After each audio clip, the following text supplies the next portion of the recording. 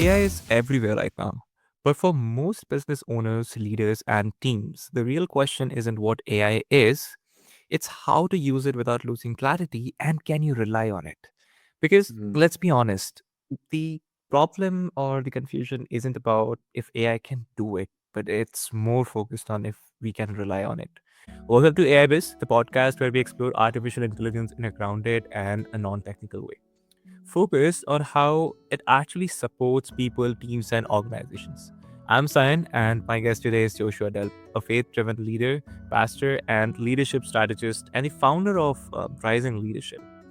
He helps purpose driven leaders and organizations move forward with clarity, conviction, and strategic effectiveness.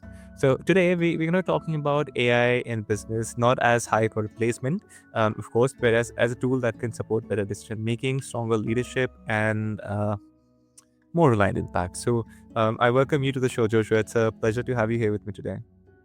It's an honor. I can't wait to jump in. Yeah, let's dig straight into this. So, Joshua, before we get into the AI specifics, I'm curious as to what sparked your interest in how AI would actually support leaders and business in a meaningful way. I mean, if you could share what thought, what thought process was driven um, before you came to this use case of AI. Yeah. So, background, I'm a pastor. I'm a Christian leader. And so I have a deep sense of history, tradition, the movements of God, the movements of humanity throughout history. And you cannot look at history without looking at technological leaps. And I look at how the printing press absolutely revolutionized the spread of the gospel, the spread of literature, the spread of the Bible. I look at the internet. It revolutionized the way that we get the word out, right? And I'm also a Right. businessman. So I'm like on that, I'm on like the front end of millennials. So I remember life before the internet, but I also came up with the internet. And I remember, I think it was probably 23. And I remember when internet marketing started to be a thing. I remember when blogging, SEO, Google rankings, Google ads, that was like, Hmm. and my friend was launching a private jet charter business and he was building his SEO and he got panded. I think it was the panda update of Google and he lost tons of rankings. And I just remember the power of the technology, but also the liability of not being aware of what it could do, how it could affect you, and Hmm. also the necessity not to only leverage technology in your business, nonprofit, ministry, or mission, whatever your endeavor is.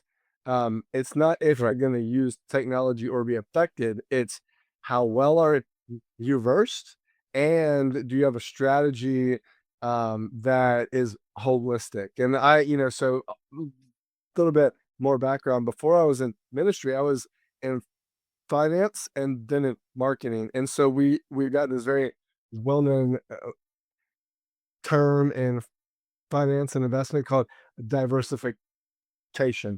And the thing is, if you don't have a strategy to adopt, to learn, adopt, and implement AI, it's not whether or not it's affecting you, it is affecting you.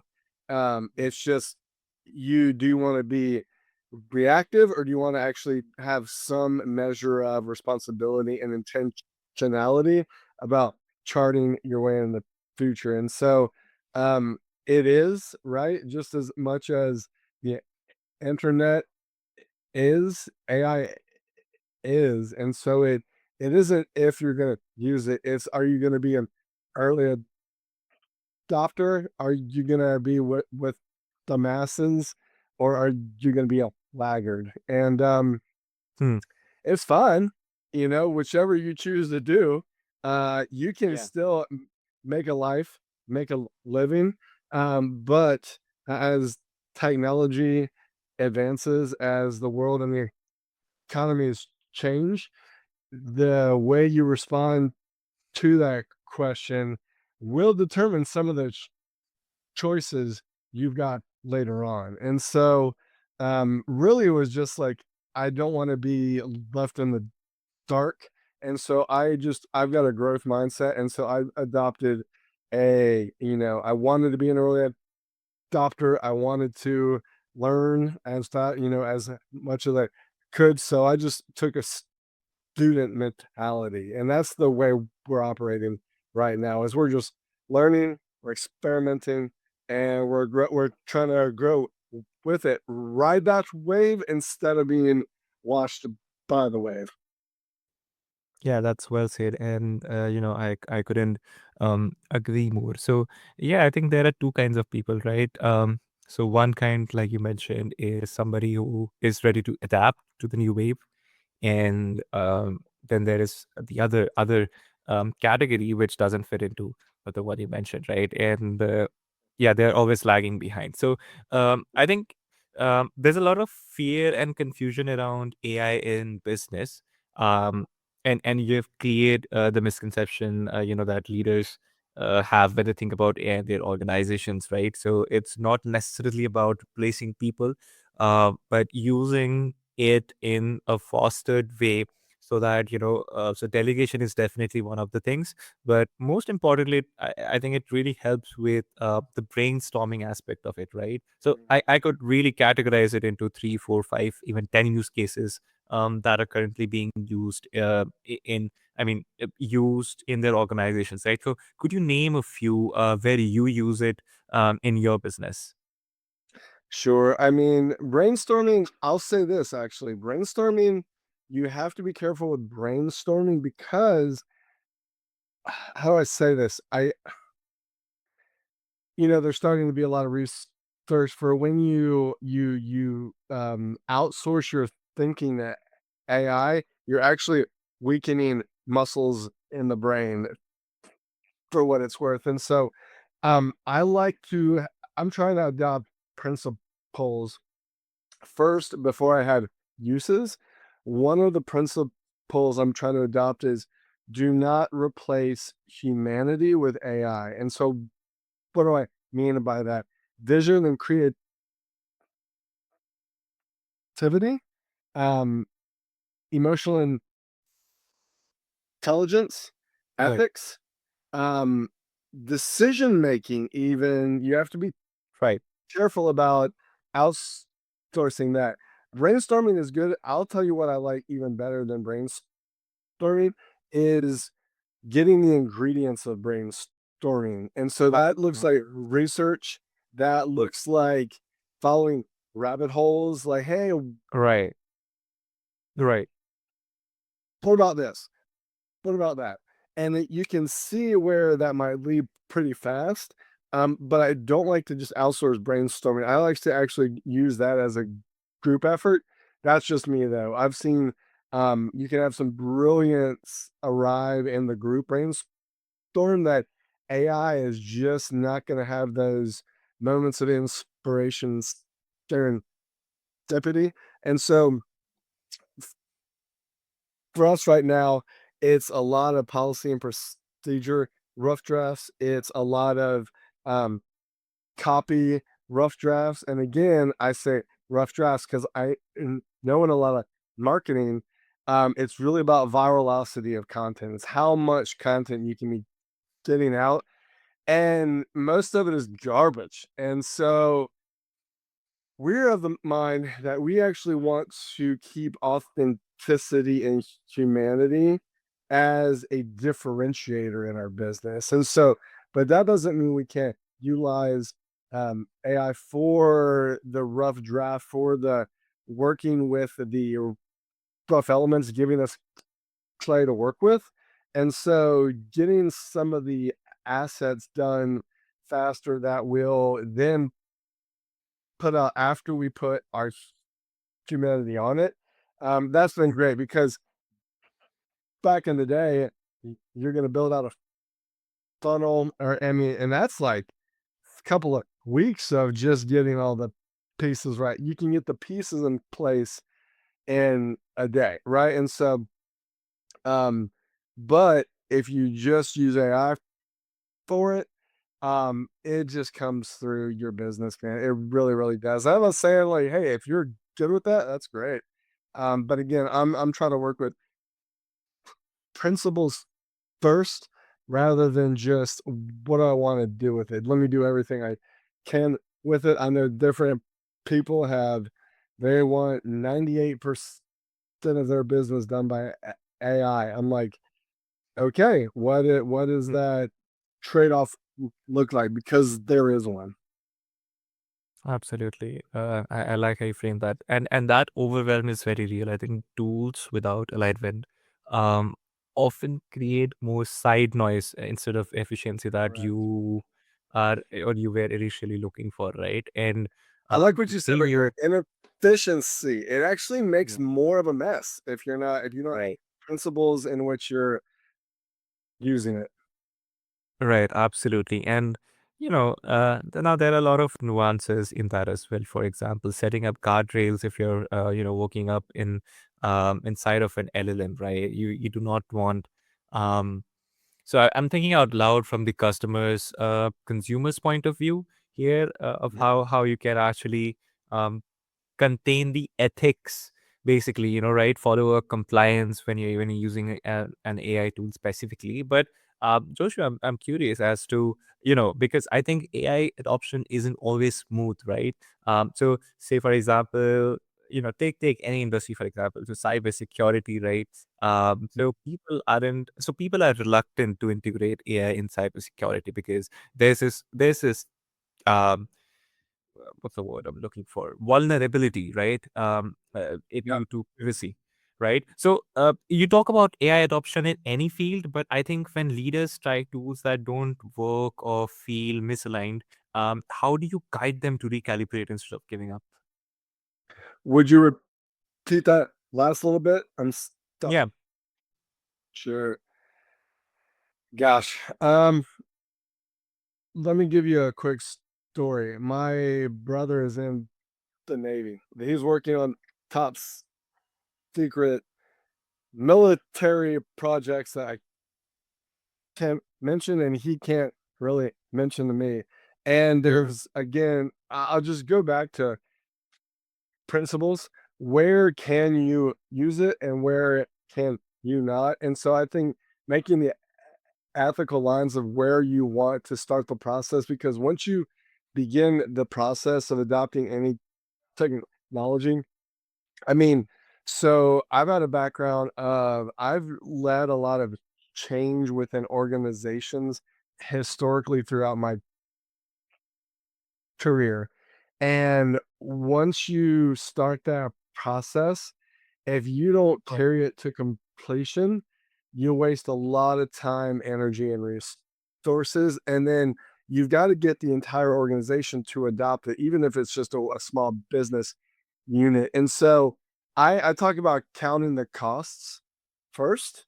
And Mhm. so, really, I think sometimes right now there's this fear and even anxiety, yes, but fear, even worry we're going to get left behind, worry that we won't be competitive.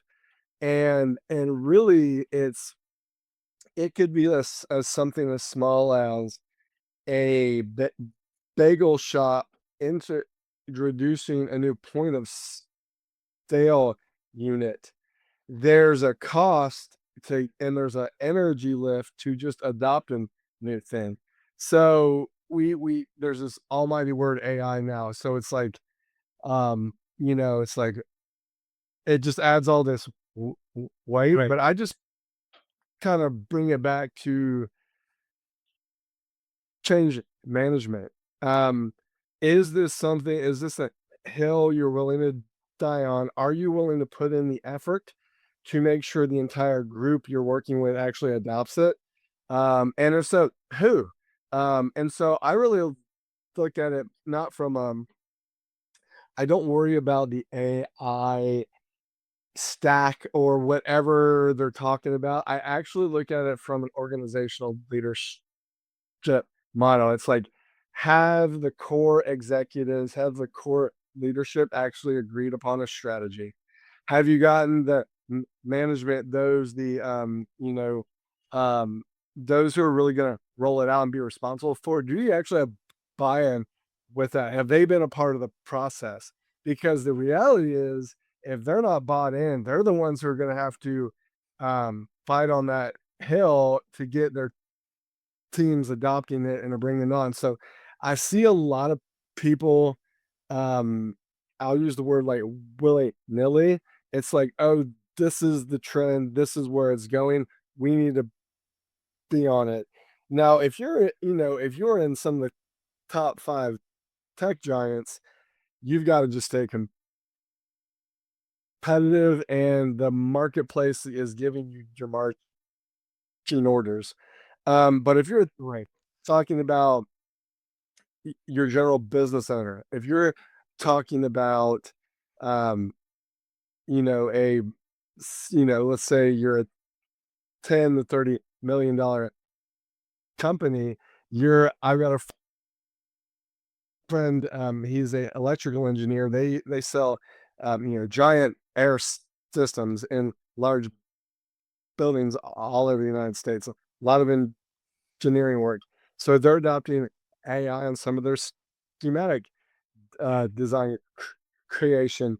But that was a lift because a lot of engineers weren't on board because what's the vulnerabilities like? Are we, so all that to say is, anytime you add a new process to a business, it takes energy, time, and effort. And so I talk about, are you counting the costs? That, is this going to be worth it? Are you willing to see this bad boy through to the end? And do you have the right people bought in to actually lead the change in your organization? I'm less concerned about the iteration of the tech, because that's just going to be part of it. It's going to take a while to, to actually integrate it into your workflows and your employee team. And so again, I just look at it from an organizational change model, man. Yeah, yeah. I think you pretty much summed it up for all of us listening to this right now, because um It's easy I to think get focused on the yeah, latest, because there's always a new thing dropping. It's just new thing. every Yeah. there's 100 different things that are designed for this perfect thing and this thing, aspect of your business. And it's like, if you, I mean, it's like the shiny objects Yeah. syndrome on steroids, bro. And I think a lot of it can just be a distraction. If you've got a solid business model, if you've got a great team, it's looking at how it serves you and not letting the fear of AI competition be your master. Yeah. Right. I mean, I think, yeah, there's definitely some overhead cost. I mean, it's not that you would come to some magic numbers day one you integrated in your workflow. I mean, it takes time, like you said. Definitely, that aspect is there. But I think as a leader as well, you should know how to lead by an example, right? Because that ultimately goes down the hierarchy, and that's when your colleagues and um, people around you start respecting the decision as a leader that you're trying to make, and inculcate that more into the workflow. So I think that's it. For today, because again, because that would be a separate topic on its own, and I think we have a somewhat overlapping AI and Yeah. leadership. So maybe we'll yeah, chat about that on a different level altogether. But what I'm taking away from this conversation, Joshua, is that I think when AI is guided by a clear, concise roadmap, clarity, I would say, right? I think it becomes a powerful ally, not a distraction, like you said, right? Because there are literally hundreds of thousands of things dropping every day. So With that, I think we are also heading towards the minute mark. Joshua, where can listeners learn more about your work and how you support leaders navigating growth and innovation? Thanks, man. So Joshua Delp on Instagram. I'm all over social media, but mostly Instagram is where I'm promoting regularly, and risingleadership.org is where you can find out about my work with leaders, men, and organizations. And I'm always here to, this is the way I end everything. I'm always in your corner. If you're wanting to build, if you're wanting to grow, if you're wanting to grow in the areas of character, leadership, and marketing, I'm your guy. If you want to build, let's build, okay? Because what you do matters. Wow, beautiful. And thanks for that. Thanks for that, Joshua. I'll include the links in the show notes for the listeners so they can check it out anytime they want with their own convenience. And with that, folks, I want to say thanks for joining us today on AI Biz. And if today's conversation helps simplify how we think about AI, I want you to take one small step, not towards more tools, because that equals distraction, in my opinion, but towards more clarity, like I mentioned before, because I think that's where technology actually becomes more useful and less of a buzzword. And with that, we hit today's minute mark, and we'll see you in the next one.